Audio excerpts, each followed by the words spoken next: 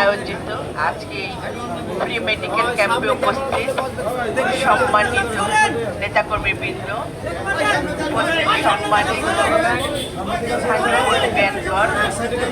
উপস্থিত 1 নম্বর ওয়ার্ডের সম্মানিত এলাকাবাসী, আসসালামু আলাইকুম।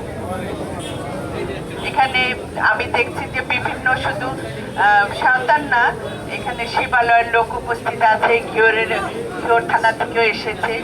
সবাইকে এখানে যারা উপস্থিত আছেন বিভিন্ন থানা থেকে আগত সবাইকে আমার হৃদয়ের অন্তঃস্থল থেকে ধন্যবাদ এবং কৃতজ্ঞতা জানাচ্ছি। এবং বিশেষভাবে কৃতজ্ঞতা জানাচ্ছি 1 নম্বর ওয়ার্ডের এলাকাবাসীকে এই কারণে যে বিগত জুলাই আন্দোলনে মা বোনরা যে বিরাট ভূমিকা রেখেছে সেটা আমরা আজীবন মনে রাখবো। আমি আমার মা বোনদের প্রতি চিরকৃতজ্ঞ। আজকে এখানে প্রি মেডিকেল ক্যাম্প করা হচ্ছে, যেটা আসলে আপনারা জানেন আমার বাবা যে হসপিটালটা দিয়েছেন সেটা কিন্তু মানুষের উপকারের জন্য, কল্যাণের জন্য দিয়েছে। সেখান থেকে কোনো কমার্শিয়াল বা বাণিজ্যিক কোনো লাভের জন্য দেওয়া হয়নি। সেইটারই পরিপ্রেক্ষিতে আজকে আমরা এখানে ক্যাম্প খুলেছি।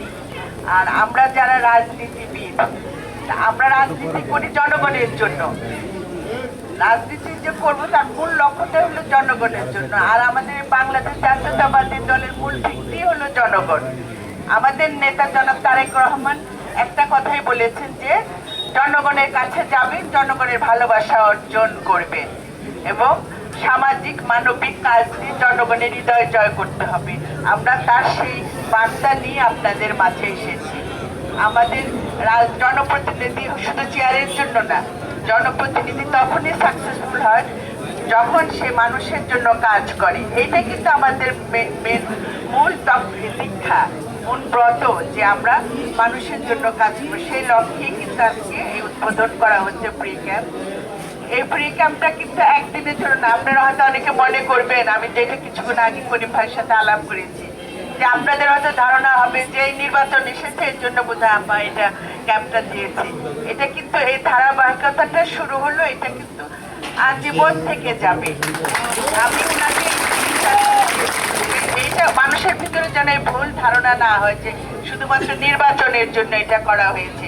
যেহেতু আমার বাবা এটা জনগণের জন্য করেছে, সেই জনগণের জন্য এটা আজীবন এভাবে খোলা থাকবে। বিশেষ করে স্কুলের প্রধান শিক্ষক সহ অন্য যারা শিক্ষক শিক্ষিকা আছেন তাদেরও ধন্যবাদ জানাই, কৃতজ্ঞতা জানাই যে তারা আজকে তাদের স্কুলটা দিয়েছেন আমাদের এই প্রি ক্যাম্প খোলার জন্য। সবার সার্বিক সহযোগিতা নিয়ে কিন্তু একটা ভালো কাজ করা যায়। আর সেওতাতে আসলে আমার মনে হয় এখানে থানের শেষের কথা বলার তো দরকারই পড়ে না, কারণ থানের শেষে সব লোক এখানে বসে আছে। আর সব বড় বড় নেতারাই তো সাঁতার পদ নিয়ে বসে আছে, সব সাঁতার বড় বড় নেতারা। আর কিছু আছে যারা বাইরে কিছু আছে, বাদ্যটিয়া দাসরার আছে। কিন্তু আপনাদের এখানে আসলে প্রচার করার কিছুই নেই। আমরা সবাই ধানের শীষের কর্মী। এখানে কিন্তু কেউ নিজেকে নেতা ভাববেন না। এখানে অনেক নেতা আছেন, কিন্তু আমি নেতাদের অনুরোধ করব আপনারা নিজেদের নেতা না ভেবে কর্মী ভেবে প্রত্যেকটা ঘরে ঘরে চলে যান। এখানে আমরা বসে যে সময়টা নষ্ট করছি সেই সময়টা যেন আমরা আর নষ্ট না করি, কারণ সময় খুবই কম, মাত্র 3 মাস আছে। যদিও ধরি আমি মনে করি 2 মাসই, ডিসেম্বর জানুয়ারি নভেম্বর তো চলে আসলো, ডিসেম্বর আর জানুয়ারি এই 2টা মাস আমাদের কিন্তু প্রচন্ড রকম খাটতে হবে, কাজ করতে হবে। আপনারা এখানে যত নেতা আছেন সব যদি প্রতিদিন এই প্রত্যেকটা ঘরেও ঢুকেন, আমার মনে হয় 2 মাসেও শেষ হবে না। আপনাদের সবাইকে কাজ করতে হবে, কাজের বিকল্প নেই। আমি যখন আসি তখন আমি চলে যাওয়ার পরে আপনাদের কাজ কিন্তু আরো দ্বিগুণ হারে বাড়িয়ে দিতে হবে, কারণ আমার পক্ষে তো প্রতিটা ঘরে যাওয়া সম্ভব না। আপনারা যারা পদ নিয়েছেন, অনেক সময় দেখা যায় পদের বাইরেও যারা আছে তারা কিন্তু অনেক কাজ করছে। আমার কাছে অনেক মুরব্বীরা আসছেন, আমরা কাজ করতে চাই। এই যে তাদের নিজ উদ্যোগে যে উৎসাহ নিয়ে আসছেন, আমি মনে করি এটা আল্লাহ তরফ থেকে বড় পাওয়া। যে মুরব্বীরা এসে যখন বলে যে একজন দলের বাইরে থেকে করবে, এসে বলে যে আমাদের কাজ করার সুযোগ দেন, আমরা নির্বাচনের জন্য কাজ করব, সেইটা নিয়ে আমরা সবাই মিলে, আমি বলবো যে এলাকাবাসীর সহযোগিতা আন্তরিকতা লাগবে, এছাড়া কিন্তু আমি আগাতে পারবো না। নেতাকর্মী পাশাপাশি আমার এলাকার প্রত্যেকটা নাগরিক যারা আছেন তাদের সবাইকে আমার পাশে দেখতে চাই। আমি আপনাদের পাশে আছি, থাকবো ইনশাল্লাহ। কিন্তু আপনারা আপনাদের কাজ করতে হবে, আমাকে আপনাদের পাশে রাখার সুযোগ করে দিতে হবে। সেই সুযোগটা কি? ভোট দেওয়াটা। এই ভোটটা অনেক মূল্যবান ভোট, এবারের ভোট। কারণ 17 বছরের দুঃশাসন আপনারা দেখেছেন। আপনারা এখন যেগুলো চাচ্ছেন, স্কুল নিয়েও কথা বলছেন যে স্কুলে মাঠ লাগবে, কিন্তু সেই মাঠ যদি আপনারা সত্যিকার অর্থে চান তাহলে তো মাঠ যে চাচ্ছেন সেটা পরিবেশ তো তৈরি করে দিতে হবে। আমরা যদি গণতান্ত্রিক সরকার প্রতিষ্ঠা না করতে পারি, আমরা যদি ধানের শীষকে ফিরিয়ে আনতে না পারি, তাহলে আমরা কিছুই করতে পারবো না।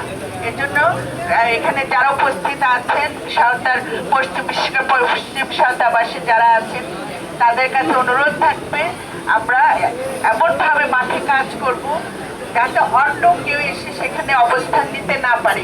এইভাবে আমাদের সবাইকে কাজ করতে হবে, কারণ এটা ধানের শীষের ঘাঁটি সবাই জানে। আপনারা আপনাদের এলাকা তো ঠিকই আছে, আপনাদের অনুরোধ করবো আপনারা অন্য এলাকায় যান। অন্য এলাকায় যে যেখানে ধানের শীষের একটু দুর্বল অবস্থান আছে সেখানে আপনারা সবাই কাজ করুন। বৃষ্টি এসে গেছে, সবার অসুবিধা আছে। আমি শুধু শেষবারের মধ্যে একটাই অনুরোধ করবো, আপনারা এখন কেউ ঘরে বসে থাকবেন না। প্রত্যেকটা যারা আছেন নেতা কর্মী সবাই যার যার অবস্থান নিয়ে মাঠে নেমে যান, নির্বাচনের মাঠে নেমে যান, নির্বাচনের জন্য কাজ করুন। ইনশাল্লাহ আবার আপনাদের সাথে দেখা হবে। ধন্যবাদ সকলকে।